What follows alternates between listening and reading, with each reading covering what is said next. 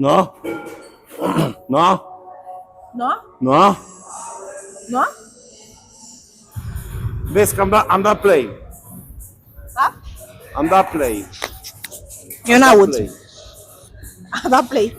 Deci, până și ziua astăzi este o zi de luni foarte importantă și am decis să vă arăt antrenamentul meu de picioare pe care îl voi face împreună cu Angelica și pe care suntem dispuși să lăsăm analizat, nu? Să fie analizat de toți, De toți specialiștii. de toți specialiștii. Băieții, Nu, vorbește frumos că iar după aia am caracterul. De toți specialiștii din domeniu, da, și cu cu toți 2-3 ani de sală. și cu toți băieții care sunt pro-science-based și Da. așa mai departe. Bun, deci o să începem cu primul exercițiu.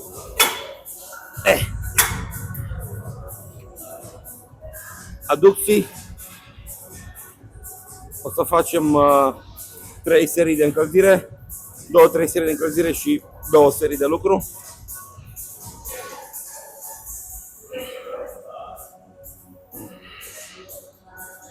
Tu îți dai seama că încă simt febră de acum o săptămână? Și eu simt o tensiune. Așa, exact, tensiune mică, nu neapărat febră.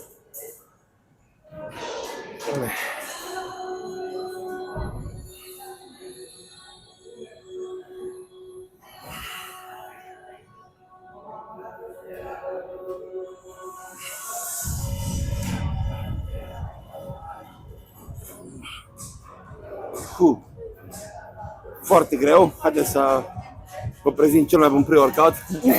Din nou. Workout Pre, care este cu cofeină și astăzi, deoarece și pentru că ne antrenăm în jurul orei 1:20, ne permitem să băgăm o cupă dry scoop.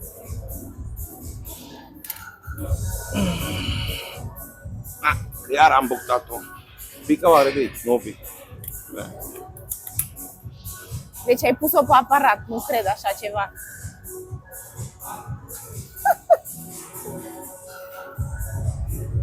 Hai că jumătate a fost în gură, jumătate pe jos.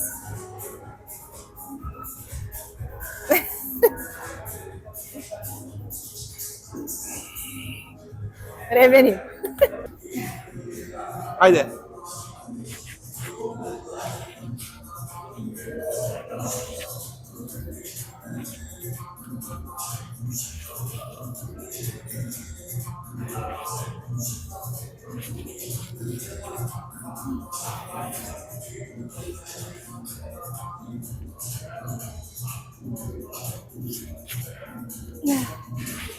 Hai. Nu. Încă două. Haide. Bun. Oh, Mi mergeau vreo 2-3, șai? pe n-are sens. Nu, e ok. Da. Oricum e tensionat, îl simt pe tot. O să facem eu, de fapt nu o să facem, că doar eu fac. Am zis că o să facem, dar numai eu fac. Tu nu mai faci, te O să facem. Primul, stai un pic, un set de lucru. De dragi. Da, hai. Lasă.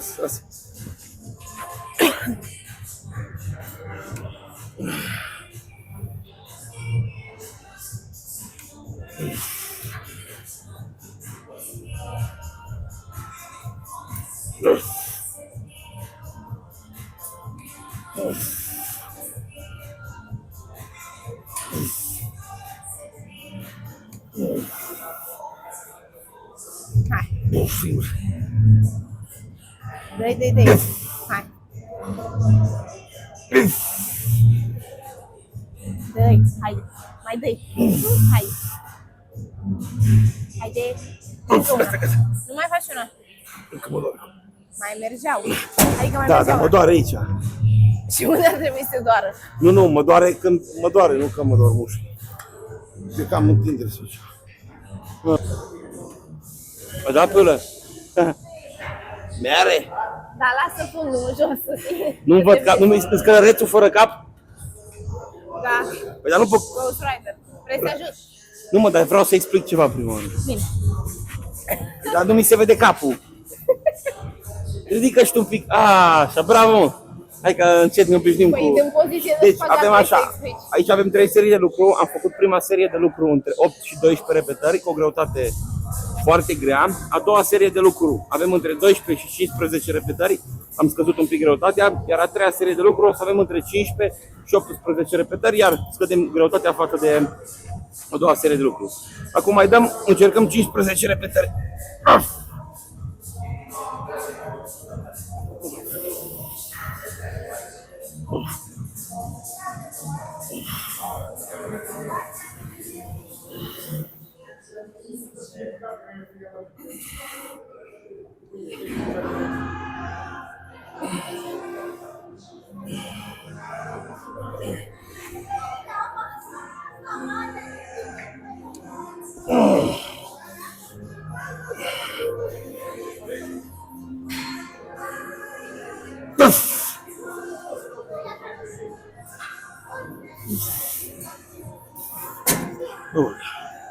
Nu știam dacă merge microfonul. Merge, merge.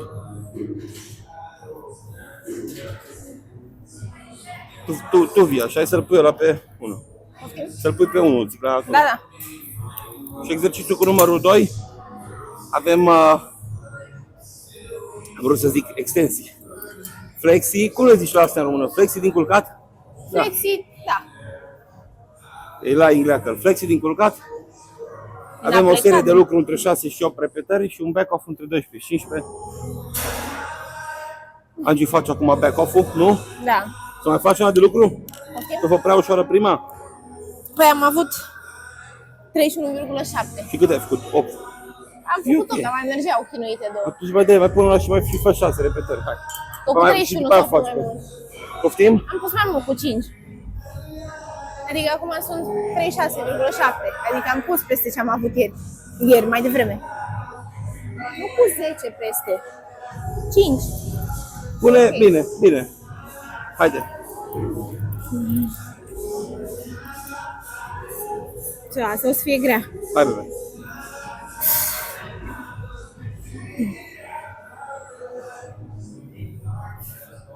Bun.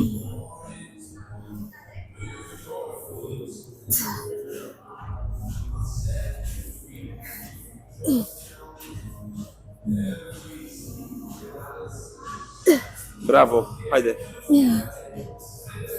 Bun. Încă două. Merg. Haide, ușor, ușor, ușor. Bun. Și ultima. Mai una, haide, să merge una. Bun. Și avem prima serie de lucru între 6 și 8 repetări. Eu am să fac pe fiecare picior separat. Uliu. Hai să pun așa. Pun coplacă mai mult decât antrenamentul trecut și nu uitați că ăsta este unul dintre cei mai importanți factori atunci, te uiți la mine, atunci când vine vorba de creșterea de hipertrofie, să încercați să progresați de la antrenament, scrieți-vă greutățile și repetările cu care lucrați și încercați să progresați, da? Progres nu înseamnă neapărat 10 kg în plus, înseamnă și jumătate de kg în plus, și o repetare în plus, și o formă mai bună, da? Haideți! Eu progresez constant, că sunt șmecher și de-aia sunt așa.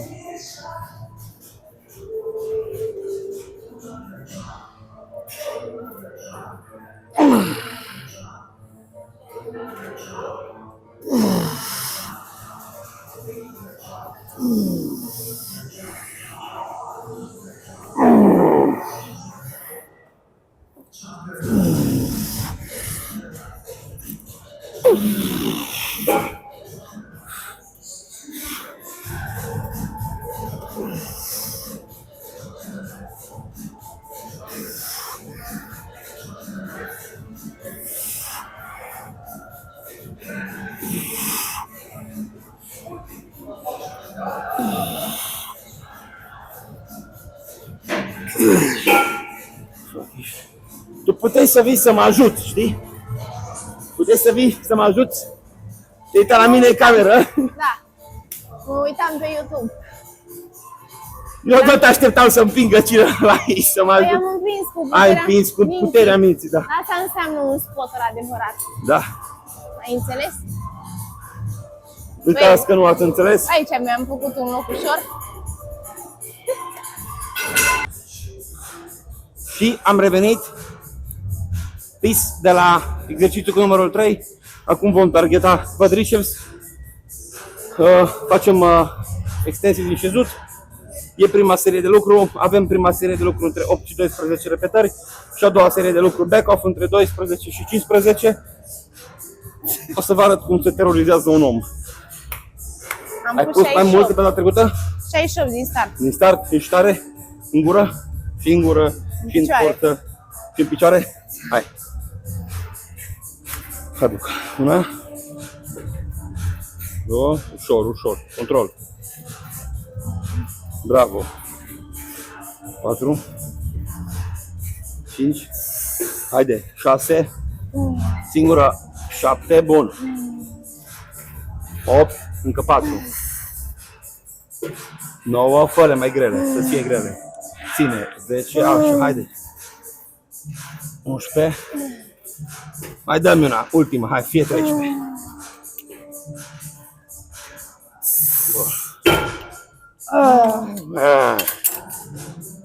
Hai că vezi tu. Peace.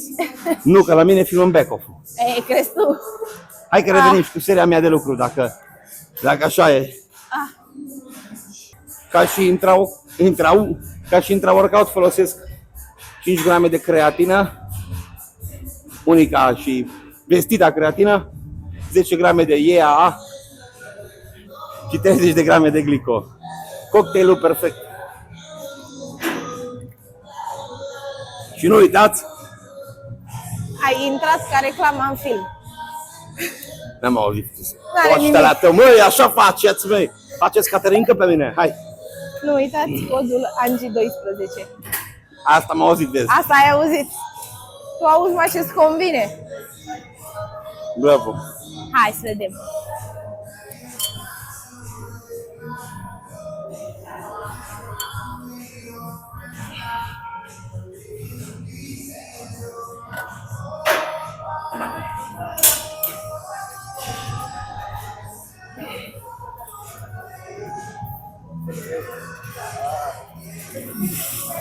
Vezi cum tremură? Văd. Hai, hai. Sus. Sus. Hai. Așa. Hai. Sus, sus, sus. Încă 3. Hai. Și încă 2. Hai. Singur. Și ultima. Și mai ai una că și-am făcut 13. Mai mergeau. Și avem exercițiul cu numărul 4. Angie face la squat-ul ăsta. Eu fac ăsta. Un lucru important ca să puteți să vă duceți antrenamentele la un nivel mai bun este să, după ce v-ați încălzit, să faceți doar o serie de feeder set. Adică nu e nevoie să faceți 2-3 serii de încălzire, una de feeder și seriile de lucru, deoarece o să vă epuizați și nu o să mai puteți să dați 100% la seriile de lucru, adică la cele care contează. Faceți precum fac eu aici, o serie de feeder, o să fac undeva la 6 repetări, după care o să fac serie de lucru.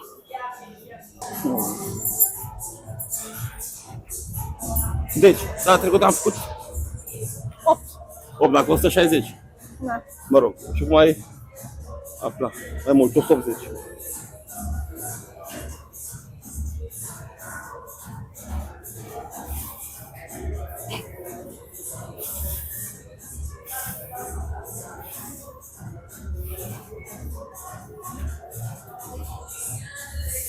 Hai, Bureț.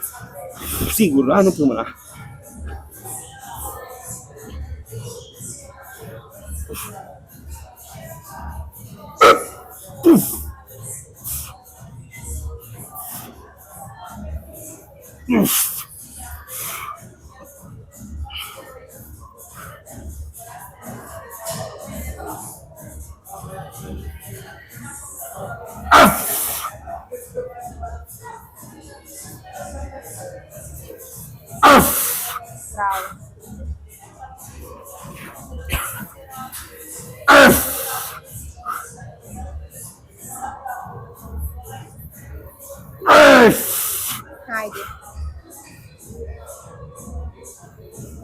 era afară. Sus. Hai. Hai. Sus. Hai. Ei.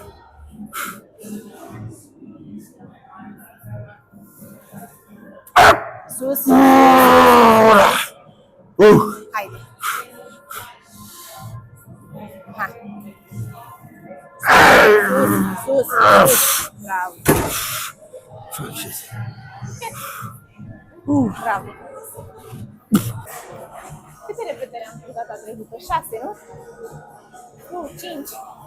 La cât ai avut? 150. Și acum 160. Da. Haide.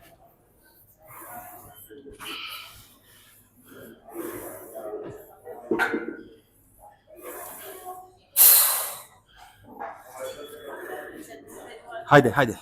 Bravo.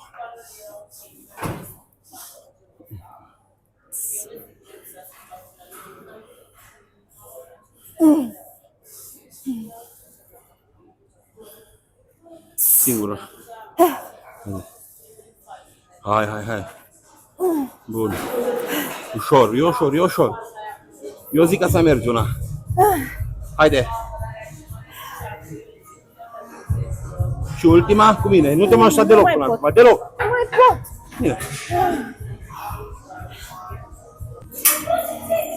Zi un număr de la 12 la 18. 13? 13 repetări. O zis? 13 repetări. Hai să vedem. Vezi că data trecută am avut 120. Pus 140. Hai să vedem. E și 13 număr cu ghinion. Nu? Hai, frate, ne-i cu noroc.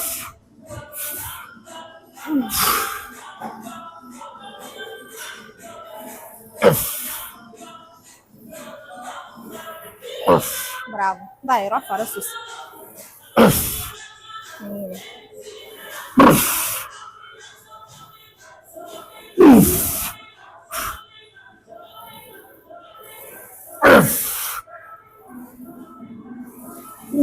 Șapte? Hai.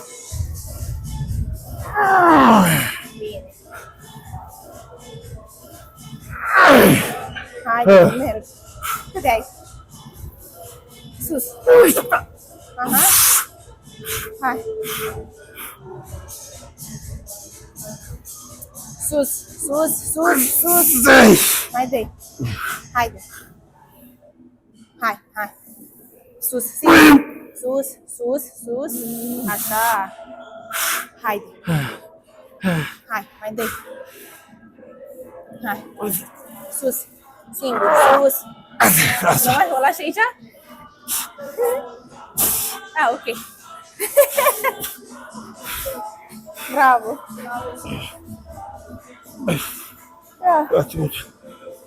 La fix ai nimerit-o.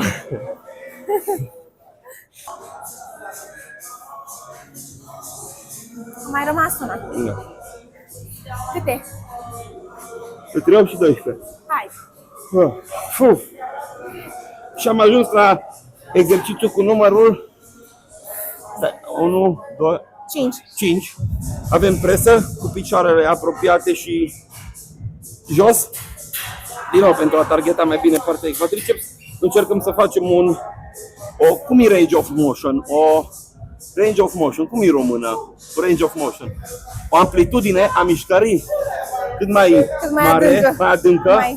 Ca să izolați mai bine partea de quadriceps, este foarte important ca să puneți picioarele cât mai jos pe platformă și să lăsați gambele să vă atingă femoralul pe cât posibil și depinde cât vă permite și mobilitatea fesierului, femoralului, șoldului, tot. Șoldului. Haide. Haide, puii mei. Hai că e ușor.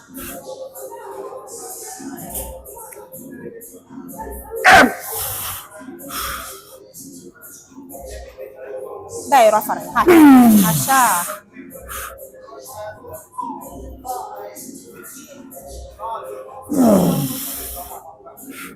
Bravo. Afară aerul, hai.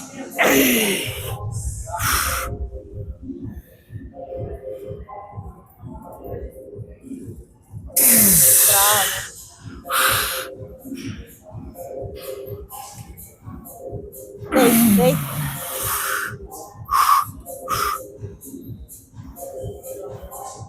Bravo, așa. Haide. Singur. Bravo. Ne merge una, hai. Hai să vedem. Hai să mă bag eu bine în presă. Nu mă ajută mult, da? Hai. Dai. Te-am ajutat extrem de puțin. Mai mult te-am ajutat la cealaltă. Bravo. Greuț? No, hai. Mamă, ce greu e să te dai jos din asta. Ce zici? E mai greu să stai jos din ea.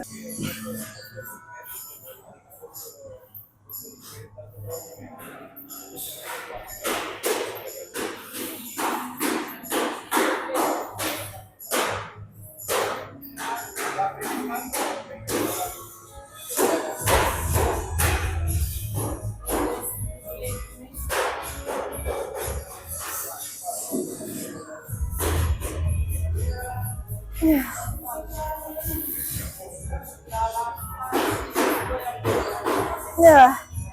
Hai cu mine, fă-le constant că te ajut eu de puțin.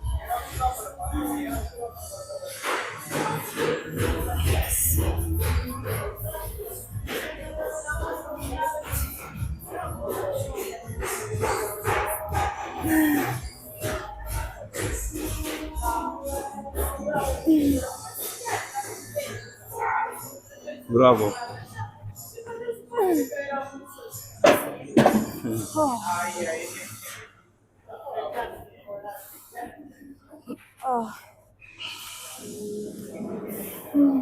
Stilul tău. Nu mai putem. Nu mai putem. Fui, nu mai putem. Hai deja, nu mai putem. Nu mai... de-abia deci, vai. Și cum a fost înăuntru? Am și aici. Cum a fost? Avem penultimul exercițiu din antrenament de picioare, probabil studio neuroștiințificii vor zice că sunt prea multe, dar după cum puteți vedea, ele nu zic la fel, nici el. Avem hyperextension machine for ai un exercițiu for the pentru lower femei, back, cum ar spune pentru lower mulți. back, for the glute. Da, e de femei doar. Femei, da. Doar femeile la 115 kg le fac. Doar femeile la 115 kg le fac. Da. Al dracu dacă ați avea așa femeie. Bun. Avem două serii de lucru direct între 8 și 12 repetări. Dacă nu aveți acest aparat la voi în sală, puteți să faceți la băncuța la care cică se fac doar femurali, sau femurali, lombari, la hiperextensie, la băncuța pentru hiperextensie cu gantera. Luați gantera și executați aceeași mișcare. Sau vă puteți pune, cred că, banca la scripete, jos, nu? Sau n-ajunge. Deci și taci drept.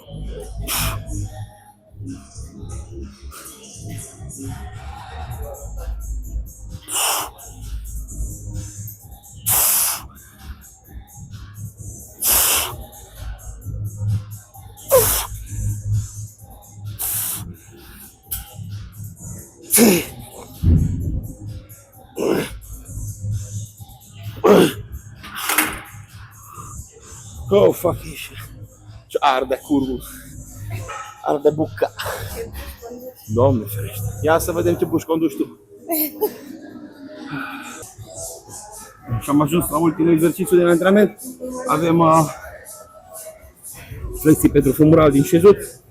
Direct două serii de lucru. Am făcut prima serie. Am între 8 și 12 repetări. Am făcut prima serie 12 repetări. Am pus un pic mai mult. Acum la a doua serie de lucru. Trebuie să încerc să fac 10 bucăți. Cam acesta a fost antrenamentul nostru, pentru că Angie îl face de vreo 3 săptămâni cu mine, vine și mă ajută de antrenamentul de picioare. Cam acesta este scopul, focusul pe anul viitor, să îmi cresc picioarele, să le aduc la o formă, la o dimensiune cât mai mare. Acum vedem ce o să fie. Haideți să facem ultima serie de lucruri din antrenament.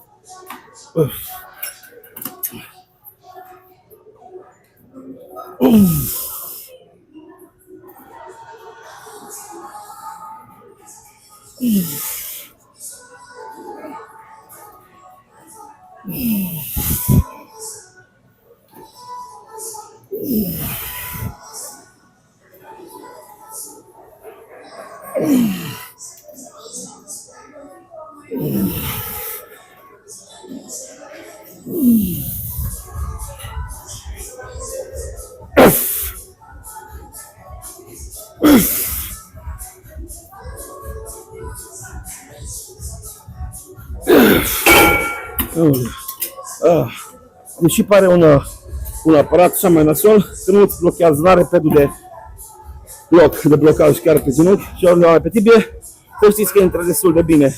De obicei aparatele la Primus foarte bune.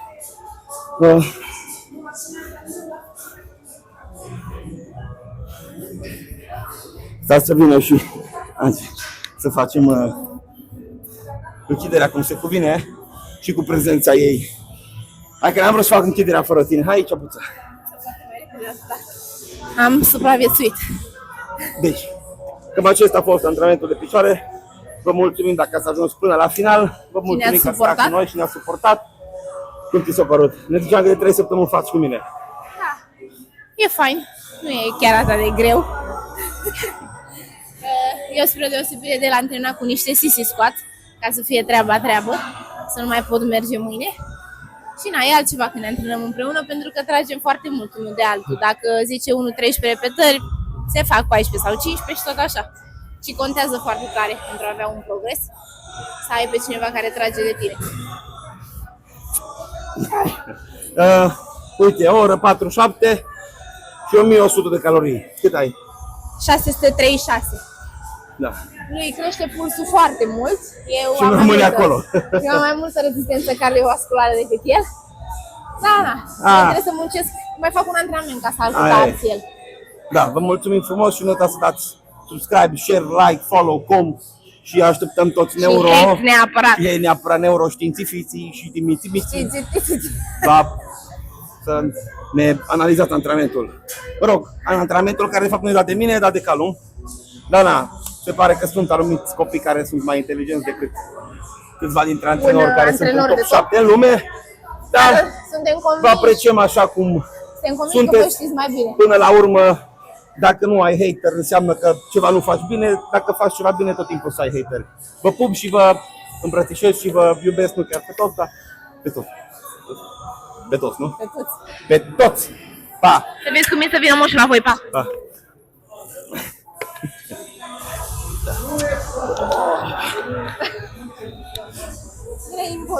Oprește tu că m-a luat cârciolul la gambă. M-a luat cârciolul la gambă. Oprește. Cârciolul m-a luat la gambă. Oprește tu. M-a luat cârciolul la gambă.